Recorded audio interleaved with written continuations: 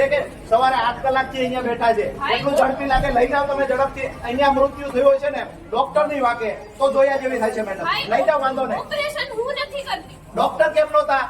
તો ઈ મારો વાક નથી ભાઈ. આખો ઓપરેશન ઓલી હું બેન નથી કરતી. બેન ગુજરી ગઈ ત્યાં સુધી આપણે છુપાયેલું રાખીએ છીએ. ઓપરેશન શરમ આવવી હું જોઈએ. નથી કરતી. નથી તો પછી રિફર હવારે કરતી હોય તો તમે રાજકોટ લઈ જાવ એમ. ડેથ થઈ જાય ત્યાં સુધી આપણે રાહ જોશું અહીંયા. ભાઈ જો બપોરે અમને ખાલી એટલું જ કહો કે એ બેન જીવે છે કે ગુજરી ગયા છે. ઈ જે સર્જને સર્જને પૂછવાનું. અહીંયા સવારના છે, તમારે એને મોકલી દેવાતા રાજકોટ કે અમારી પાસે વ્યવસ્થા નથી, ડોક્ટર નથી. ભાઈ આવું મેં એને નતા બોલાવ્યા. બરાબર એ તમારી ઓપરેશન માટે હોસ્પિટલમાં આવ્યા સવારના કેટલા વાગ્યાના બેઠા તમે એની હોસ્પિટલમાં? બોલાવવાના હોસ્પિટલ રાજુભાઈ અત્યારની પોઝિશન શું છે પૂછો બાકી અમારી એ જ વાત છે. અત્યારની પોઝિશન બેનની શું છે? ઈ અમે તમને ના કહીએ. એક મિનિટ, આ ભાઈ તમારા શું થાય છે? આ બેન આ ભાઈના પત્ની છે. મેં એને ભાઈને સમજાવી દીધું છે. શું સમજાયું તમને? મેં તમને કીધું કે ઈ બેનનું હૃદય અત્યારે બરાબર કામ નથી કરતું. કીધું કે નહીં કીધું?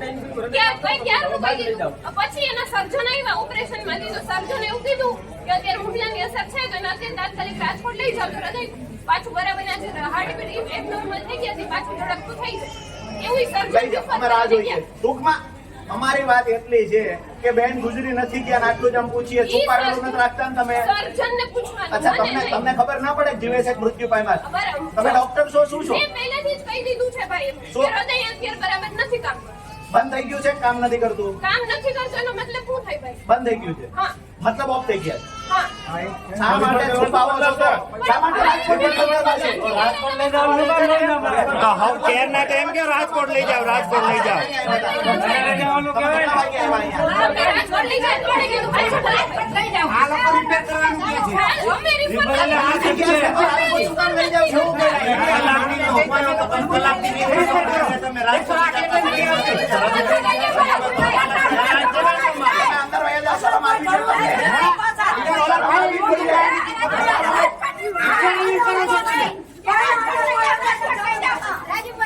અમે ભાઈ નીતિનની ઓફિસે હતા ત્યાંથી અહીંયા આવ્યા એટલે આપણને ખબર પડી પરિવારને મળીને કે ખરેખર આવી ઘટના ડોક્ટરની બેદરકારીથી બની છે. આવું પરિવારનું રહેવું હતું. અહીંયાથી લઈ જતા હતા ત્યારે આપણે ઊભા રહીએ ભાઈ એક મિનિટ તમે અહીંથી રિફર કરો છો પણ એમાં ખરેખર જીવ છે કે કેમ?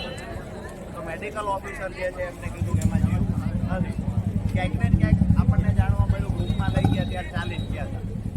એટલે ડોક્ટરની કંઈક બેદરકારી છે આવી તો આપણને શંકા છે. હવે મૂળ વાત એ છે કે આપણે અહીંયા ટોળા કરીએ ગમે તે કરીએ સ્વાભાવિક છે કે પરિવાર સાથે આપણી લાગણી હોય જ, પણ પીએમ કરાવવું પડે આ વાત તો આપણે માનશું ને? મારી વાત માનો છો? આ પરિવારની સાથે મારી લાગણીઓ જોડાયેલી છે. પરિવાર જે કેની મંજૂર કરવાની આપણી તૈયારી. પણ મૂળ વાત એ છે કે જ્યાં સુધી પીએમ નહીં થાય ત્યાં સુધી આપણે કાંઈ પણ કરીશું તેનો કોઈ મને મતલબ દેખાતો નથી. ડેડ બોડી ઉપર રાજકારણ કરવું એ આપણું કામ નથી ભાઈ.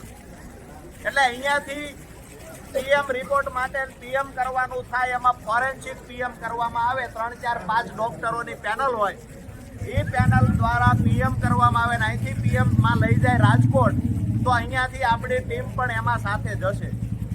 આપણી મુખ્ય જે વાત છે પરિવારની અને તમારા મારા બધાની કે ખરેખર ડોક્ટરની બેદરકારીથી ઘટના ઘટી હોય તો ડોક્ટર ઉપર ગુનો દાખલ થવો જોઈએ, ધરપકડ થવી જોઈએ.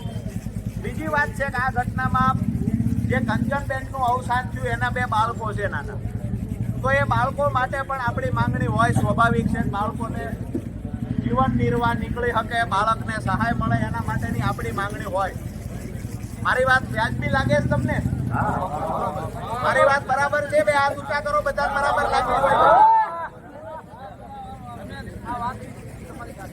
તો આપણી વાત એ છે કે આપણે અહીંયા કોઈ પણ પોલીસ સાથે ઘર્ષણનો મતલબ મારી દ્રષ્ટિએ વ્યાજબી નથી.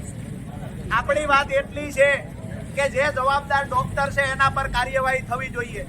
આપણી વાત એટલી છે કે પીડિત પરિવારને ન્યાય મળવો જોઈએ. મારી વાત બરાબર છે? તો અત્યારે ડેડ બોડીને ફોરેન્સિક પીએમમાં મોકલે છે રાજકોટ અને એ ડેડ બોડીની સાથે આપણા અહીંયાથી આપણી ટીમ એની સાથે જવાની છે. તો આપણે શાંતિથી અહીંયાથી ડેડ બોડીને રાજકોટ જવા દઈશું. મારી વાત બરાબર છે? ખોટો વિવાદ, ખોટું ઘર્ષણ આપણે અહીંયા જવાબદાર ડોક્ટર સામે કાર્યવાહી કરાવવાની છે. પોલીસ સાથેનું આપણું ઘર્ષણ નથી. અને જો કાર્યવાહી થોડીક વાર રાખો રાજુભાઈ, થોડીક વાર રાખો, થોડીક વાર રહ્યો. બરાબર છે. તો હવે બોલી લેવા સંપર્કમાં રહેશે. આવે છે આવતીકાલે આપણે નક્કી કરીએ છીએ. પીએમ કર્યા પછી શું કરવું છે એ આપણે બધા સાથે મળી નક્કી કરીશું. પણ પીડિત પરિવારને સહાય મળે, એના બાળકોને સહાય મળે, બરાબર. તો અત્યારે આપણે બધા શાંતિથી અત્યારે રાત્રે આપણે નથી ઈચ્છતા કે અત્યારે પીએમ થાય. કાલે દિવસે જ પીએમ થવું જોઈએ. અને આપણા આગેવાનો ત્યાં જવાના છે, ત્યાંના જે ડોક્ટર છે એની સાથે આપણે ટેલિફોનિક વાતે કરવાની છે. બરાબર છે? હવે કોઈને કાંઈ પ્રશ્ન નથી. મારી વાત વ્યાજબી છે? તમારી જવાબદારી રાજુ.